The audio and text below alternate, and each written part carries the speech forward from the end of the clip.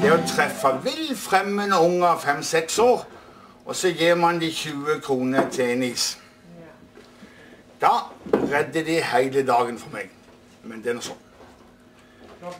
Vi skal nå få over høyttaleranlegget en plate om Hidra. Bare en melodi.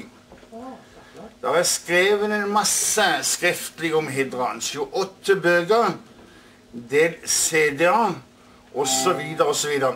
Dette er en god venn av meg som har spilt inn. Dette er trekkspill, det er sommerkveld, det er kvinnfolk og litt annet. Ut i fjorden der ligger en øy, langt fra skogens larmer og støy. Der han kanter og holmer og skjer, det drøyer til du er oss og kjær. Du har en klokka som kunstingen syns, vi bare dine språkes. Du var hodet gjelder med skoler og vann, ja og deg jeg trives fram. Og nu er det stormer fra nord, lenge snakker til sommer og sol.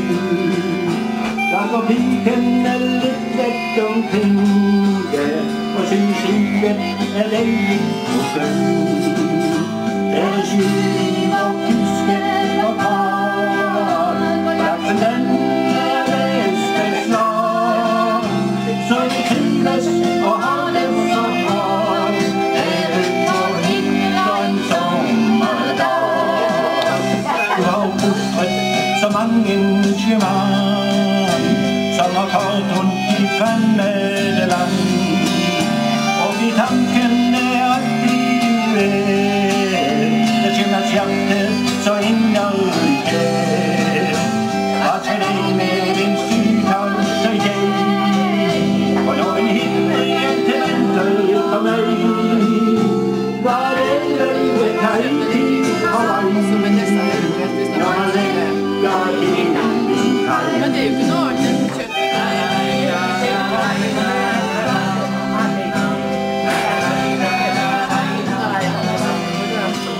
Om det blir mer enn det vi får i tilskudd, så får vi ta det av kassa. Vi har jo ikke fått tilskudd enn det. Hva skal jeg med din sykdom seg til? Og når en himmeljente venter på meg, hva er det veldig deg tid for meg?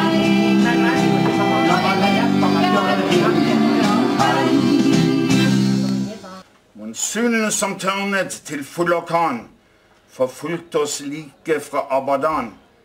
Ved Omans kyst 10 mil fra land tog vi bonden på 12 faner vann.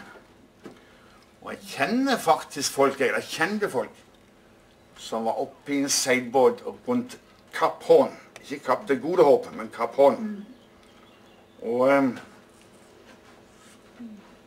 det var tøft å høre på. Men dere slipper ikke noen nå. Jeg har bitte grann igjen. Og dette, jeg er på trynet, som sagt, når det gjelder unger. Så jeg har fått et praktfullt dikt som heter Presangen til mor. Dere har kanskje hørt av noen, men dette går ut på at en liten jente kommer med noen få kroner inn til guldsmenn og skulle kjøpe ring. Så sier guldsmenn, hvor mye trenger du, sier hun? Jeg tar det som du har, sa han. 14 dager etterpå, cirka, så kom mora inn og spurte at her må du ha gjort en feil, så dyrt som dette er. Og da sier han til slutt, at nå er jeg alltid litt problemer med dette her.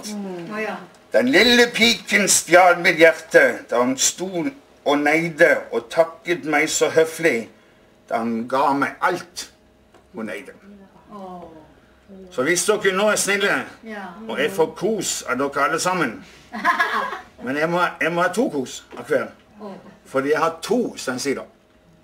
Ja, mange dikt om Hidra. Et av diktene er Hidra er som et eventyrslott. Du skjønner det ikke før du kommer inn i det. Jeg synes dette er praktfullt. Hidra er omtrent som en hestesko. Beinene, Rasvåg, Kjerkehamn og buen Eie. Det hadde i 1860 cirka 900 innbyggere. I dag er det igjen 560-70. Minus da de som går på skole, for de blir også regnet med som fastboende. Så sannsynligvis er det nede i 530, vil jeg anta. De har levd, som jeg har sagt tidligere, de har levd av fiske og gårdsbruk i mange år. Og den gangen vet dere også at da var det ikke snakk om noe minstelott. Da var det ikke snakk om sånne ting. Fikk de ikke fisk, så hadde de alternativet å spise jopler, for å si sånn. Mye av maten gikk på spekesild, og mye gikk på kumle. Øya er ca. 20 kvadrat stor, og det blir sagt om Hidra at en var nede i Venezia og så på et kart på veggen. Og da så han Hidra på dette kartet sammen med 4-5 andre norske navn over Norge. Noen sier tusenvis av år. Jeg tror ingen som egentlig vet sånn noenlunde hvor mye det er, men noen sier tusenvis av år. De har funnet gullskatt på Hidra, som nå ligger på historiesamlingen og så videre. Men i alle fall så har dette en god ting med seg.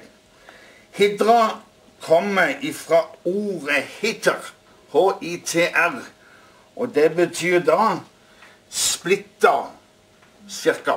Splitta, og det ser man med kanalen, som nå i alle fall splitter til 2 øyne. Det høyeste fjellet på Hidra, det er 291 meter. Dere vet bedre enn meg at folk reiste til Amerika for mange år siden fra Strøgrangen til.